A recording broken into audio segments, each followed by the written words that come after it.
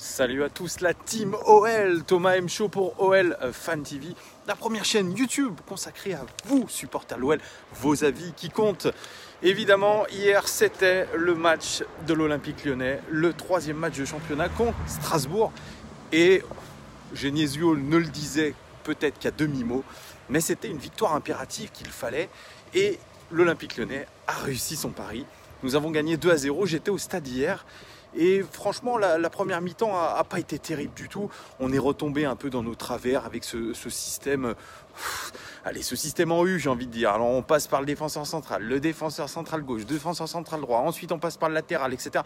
Non, ce système en U qui finalement nous empêche de vraiment progresser offensivement.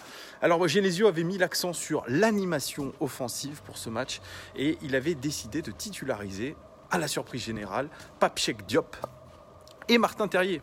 Alors on était dans un système 4-3-3 hier avec, comme je vous l'ai dit, Pape Cheikh Diop et Martin Terrier et avec Memphis Depay en pointe à la place de Mariano.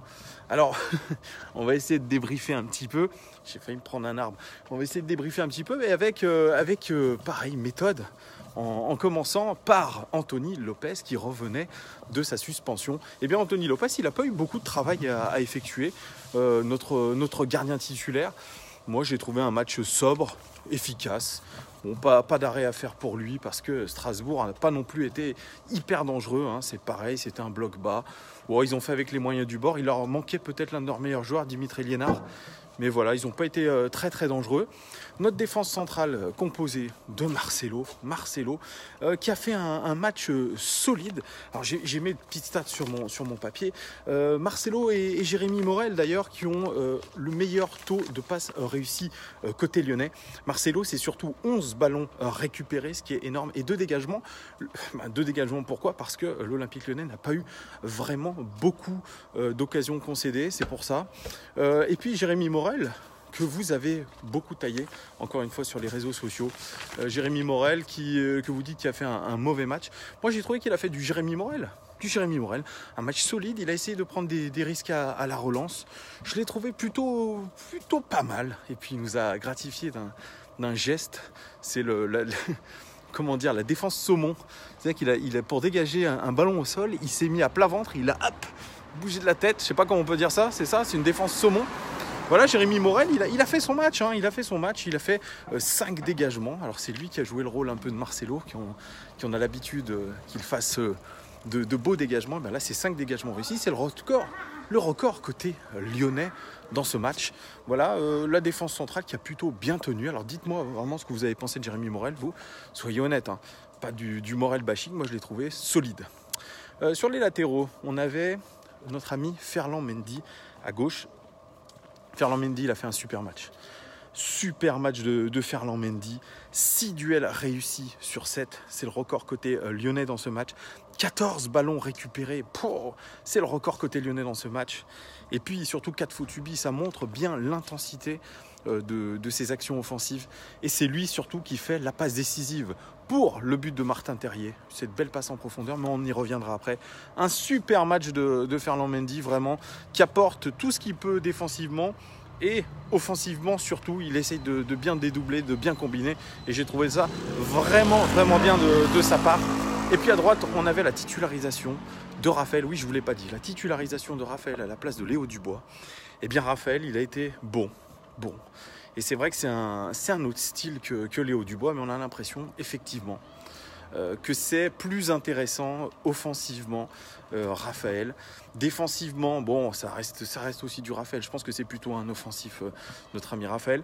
Mais Raphaël, c'est 4 interceptions défensives quand même. C'est le record côté lyonnais dans ce match. Donc il s'est appliqué. Et c'est surtout un centre réussi sur 4, c'est là où il faut travailler aussi pour nos latéraux. C'est sur les centres, sur la qualité de centre qui laisse encore à désirer. Et puis il a fait surtout 4 fautes. C'est le record du match tout simplement. Il a commis 4 fautes. Donc vous voyez, il a été au four et au moulin, si je puis dire, Raphaël. Moi je l'ai trouvé très tonique. Et on parle de lui même pour peut-être être le remplaçant idéal à Bertrand Traoré, vous voyez. Donc quand je vous dis qu'il serait mieux devant et en tant que peut-être piston droit, eh bien moi je continue vraiment à le penser. Alors au milieu de terrain, on avait notre sentinelle, Lucas Touzard. Eh ben, Lucas Touzard, à part quelques frappes en première mi-temps, où je trouve qu'il est très intéressant, c'est plus haut sur le terrain, il a essayé de monter, mais alors que de déchets dans son jeu de passe. Et puis il reste toujours dans ce jeu stéréotypé. Je l'ai déjà dit dans ses vidéos aussi, je lui ai déjà dit quand je l'ai croisé, Lucas, arrête de jouer toujours latéral, essaye de jouer vers l'avant et surtout d'une manière verticale, parce qu'il y avait des appels de Memphis Depay devant, il y avait des appels de nos attaquants, et bien non, il préfère jouer sur les latéraux, et au final, ça crée pas beaucoup de choses. Donc Lucas Touzard, moyen sur ce match, il est, voilà, un petit peu intéressant sur les phases offensives, avec 2 frappes, qui aurait pu faire mouche d'ailleurs, hein. Il a une belle frappe de balle, mais alors le reste du temps en tant que premier relanceur, non. Titularisation à gauche de Pape Cheikh Diop à la place de Houssem Aouar. Eh bien Pape Cheikh Diop, il a fait son match. Pape Cheikh Diop, il a fait son match, il a fait plutôt un bon match. On l'attendait pas aussi vite à ce niveau, Pape Cheikh Diop. On sait qu'on l'a réservé depuis l'année dernière, que Pep Genesio l'a mis de côté, mais il a fait un match très en jambes, beaucoup d'envie et surtout une stat intéressante offensivement, c'est 2 passes clés dans ce match. Donc il a de l'envie, Pape Cheikh Diop, et puis c'est un peu un charognard lui aussi, il ne lâche rien, il sait qu'il joue beaucoup de choses, et comme l'a dit Genesio, il a marqué des points ce soir, tant dans l'agressivité que dans la création de jeu, que dans le remplacement défensif, tant tout. J'ai vraiment bien aimé Pape Cheikh Diop. Et puis à droite, Tanguy Ndombele qui nous a fait du Ndombele. Donc un bon match aussi de sa part. Lui, alors il a réussi 18 passes sur 22 dans le dernier tiers. Rendez-vous compte, c'est très précis. 3 tacles réussis pour lui, 2 passes clés. Et puis il a subi 4 fautes aussi. Ça montre bien lui aussi qu'il s'est impliqué offensivement. Après, il n'a pas récupéré de ballon. Alors voilà, il a fait du Ndombele sans être exceptionnel. Il a fait du Ndombele. Il a été solide. Il a moins usé de ses feintes de corps qui servent à rien. Vous voyez, donc ça a été plutôt bien. Et puis notre trio d'attaque du soir, avec en commençant sur l'aile gauche, la titularisation de Martin Terrier. Alors Martin Terrier, il est intéressant parce que il aime prendre les espaces et surtout la profondeur. Il a un très bon sens du jeu. Il voit les choses avant tout le monde, et il se place très bien.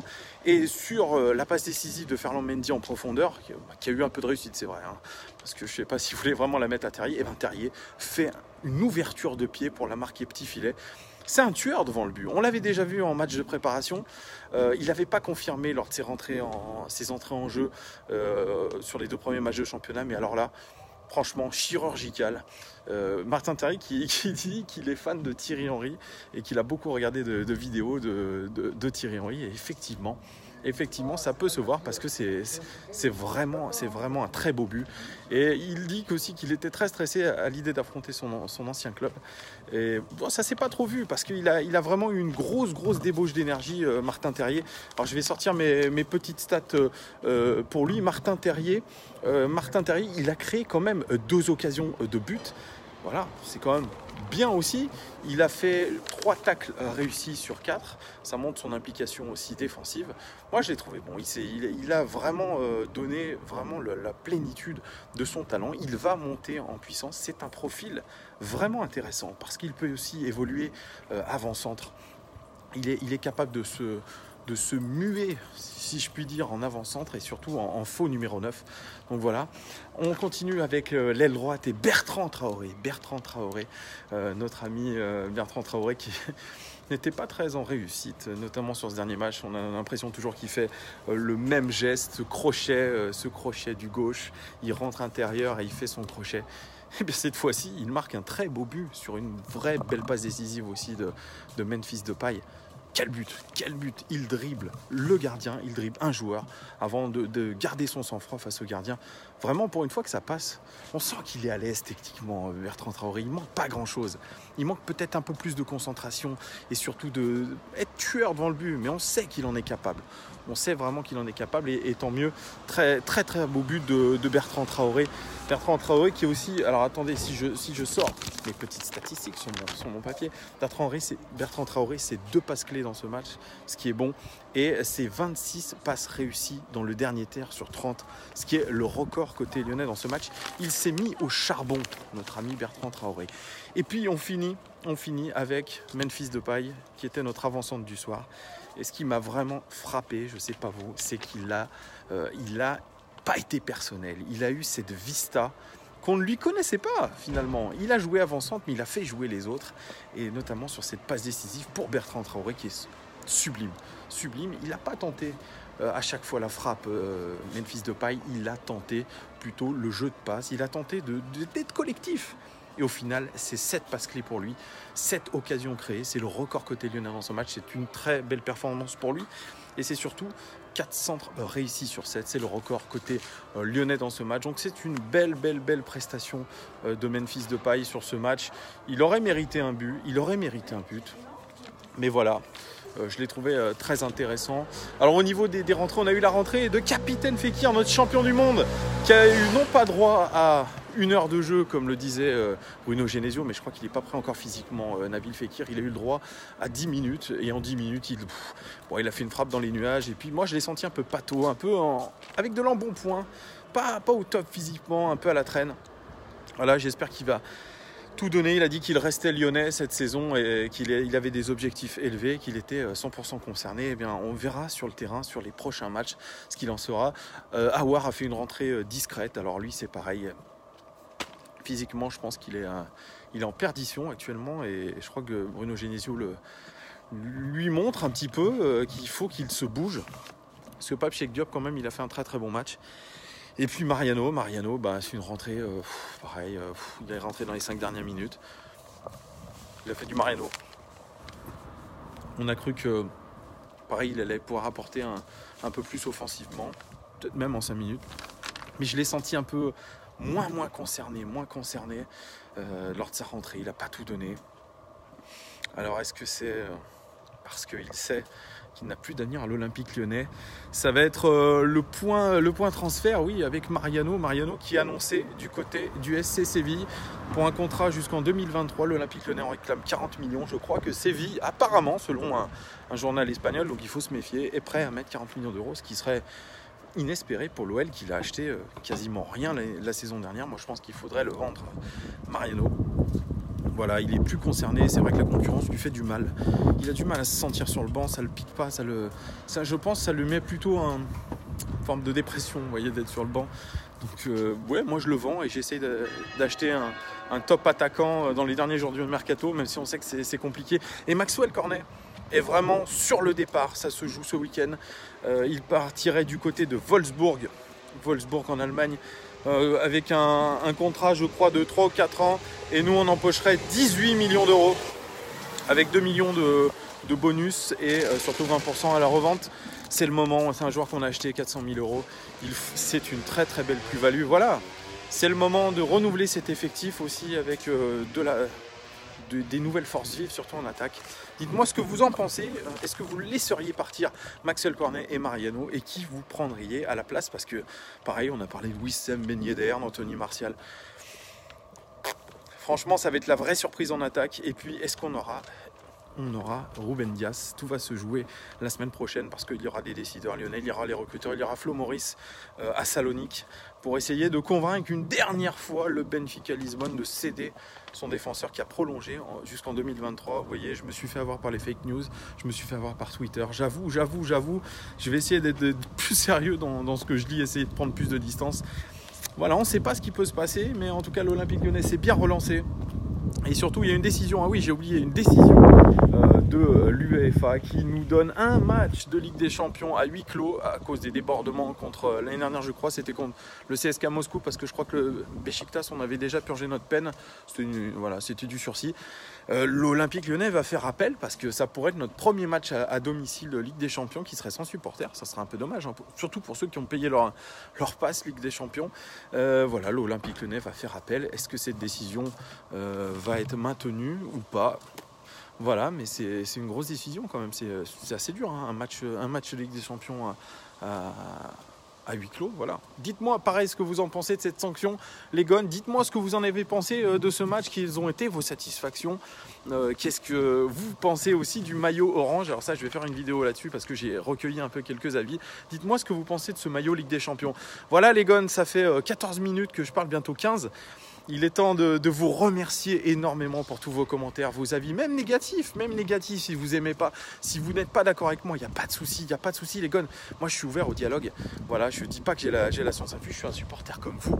N'hésitez pas à commenter, à liker, à partager cette vidéo. Merci encore à vous de me suivre. Abonnez-vous et puis à très bientôt. Je crois que là, l'orage est en train d'arriver à Lyon.